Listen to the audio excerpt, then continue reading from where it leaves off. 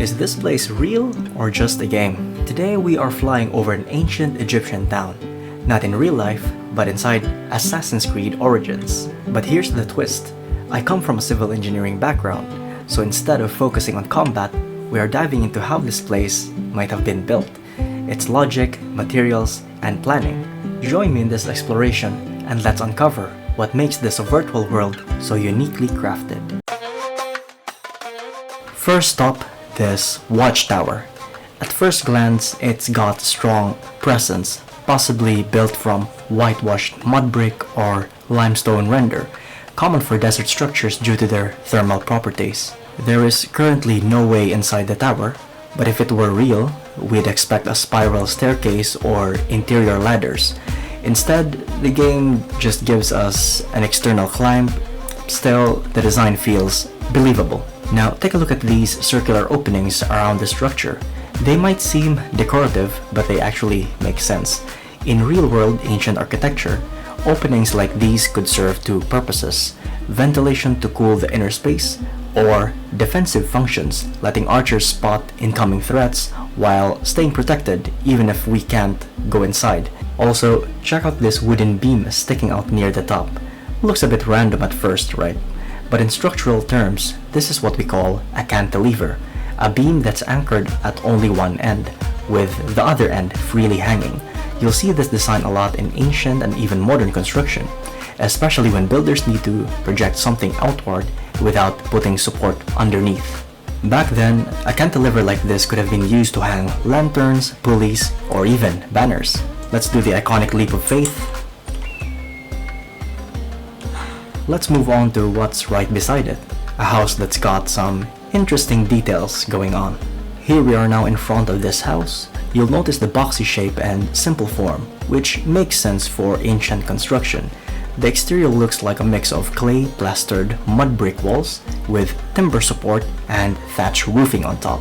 The blend of materials was common in hot, dry regions, cheap, breathable, and easy to maintain. Now stepping inside this house, do you notice something right away? There's no heavy door or solid shutters here, just an open doorway. It might feel unusual to us now, but in these ancient desert climates, airflow was a priority over privacy or security, especially in modest homes like this. Heavy doors could trap heat and block ventilation, so open passages were actually a smart, climate-driven choice. Take a look at the sleeping setup here. Simple woven mats laid right on the floor. Raised furniture wasn't common among everyday folks back then. These mats kept sleeping areas breathable and easy to pack up during the day. And hey, check out this tiger skin on the floor. In a game, this might just be decoration, but historically, trophy skins like these could have been real, captured, and displayed to symbolize strength or status. Let's talk about lighting. No switches or bulbs, just clay oil lamps and open flames. They add atmosphere but also remind us of real hazard, smoke, limited light reach, and even fire risks, especially in wooden or mud brick interiors. Even these simple homes had to balance comfort with survival. Heading upstairs, the transition from ground floor to the upper floor is done through this narrow, semi-curved staircase built into the wall. It's not a grand feature, it's tight, steep, and probably carved out with functionality as the main goal. But even this shape makes sense. A curved wall hugging staircase helps conserve space, and in masonry construction, it adds stability to the overall form. There's no railing, as we can see, which would be a hazard by today's standards. But back then, compact stairs like these were common in smaller dwellings. Upstairs, the space is pretty bare, just few floor mats, storage jars, and some stacked crates. No distinct rooms or partitions, which suggests that the upper floor was meant to be open and flexible. It may have served as a multi-purpose area for resting and could be a place to prepare food or simply to get some air circulation during the hottest parts of the day. Now stepping outside, something catches the eye right away. Those ladders leaning against the side of the house, they're standing almost completely vertical without any visible support or anchoring. From an engineering or safety standpoint, that's a red flag. A ladder that steep is inherently unstable. One wrong step and the person will be falling backwards. Moving further onto the balcony, there's a small shaded section just overhead. The structure is made from slender wooden poles, likely palm trunks or other available hardwood in the local area. Here above, layers of leaves or vines provide coverage, blocking direct sunlight without fully sealing off the space. It's a lightweight canopy that's breathable and perfect for a dry desert climate where keeping the heat out is important. And check this out. The roof seems to have a clay plastered top layer, but underneath you can spot what looks like thatch. That's actually clever. In ancient builds, thatch could serve as an inner ceiling, helping trap cool air inside, while the mud clay top acts like a natural insulator. It's a smart two-layer system that worked well in extreme heat. Everything about this setup, from the materials to the open air concept, reflects a smart adaptation to environment using what was locally available. Stepping out into the streets, you'll notice something right away. Nothing here feels planned or perfectly aligned. The layout's all over the place, like the town just kind of grew on its own. And honestly, that's pretty spot on for how ancient settlements worked. Back then, streets followed where people walked, where markets popped up, or where the land allowed, not some grid lines or urban planning and design.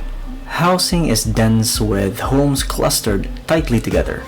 Rooftops practically touch in some areas which might seem cramped today, but back then it was the style trend. All of this paints a picture of a place that grew naturally, shaped more by necessity rather than blueprint. From an urban development standpoint, Siwa in the game captures the feel of a settlement where infrastructure, community, and survival were always a balancing act. Alright, now we're going into the barracks. Just a quick peek, we don't want to alert these hostile guards, or at least not while I'm doing this video. Let's step inside the barracks now and hopefully not get caught. The layout tells us that this place is all about order. A clean, rectangular shape wrapped around a central courtyard. Raised platforms or towers give guards the height advantage to watch the perimeter, and weapon racks are set along the walls for easy access in a rush. It's not flashy, but it's efficient, ready, and defensible. Now look closer at the construction finish compared to the surrounding homes that we visited earlier. The materials here are more refined. You're seeing smoother stone blocks and better finished surfaces, especially around the corners and load-bearing elements. While most Siwa homes use mudbrick or plastered walls, great for insulation but not for taking a beating, the barracks are built tougher, which is a strategy for a structure that is built to last, withstand attack, and project stability. Even the spacing here feels different. In homes outside, everything is compact and functional. Here, the spacing between structures and pathways allow for movement, drills, patrols, or quick deployment. It's a controlled environment and you can feel the contrast. What's impressive is how clearly the game shows the difference between public, private, and military zones. From materials to layout to symbolism, it all feeds into that sense of hierarchy and control. So after walking through Siwa with a civil engineer's lens, how well does it hold up? Honestly, it's impressive. Ubisoft didn't just create a scenery, they rendered a functioning town, shaped by geography, culture, and necessity. From the way homes are stacked for climate control, to the tactical layout of military zones, and even how foot traffic shapes the town's arteries. This isn't just visual storytelling, it's environmental logic baked into the gameplay world. And that's what makes this more than just a game. It's a mix of entertainment and simulation, a digital reconstruction that lets us study, question, and admire urban life from a new angle. If you enjoyed this walkthrough, I did something similar in The Witcher 3. You can check it out right here.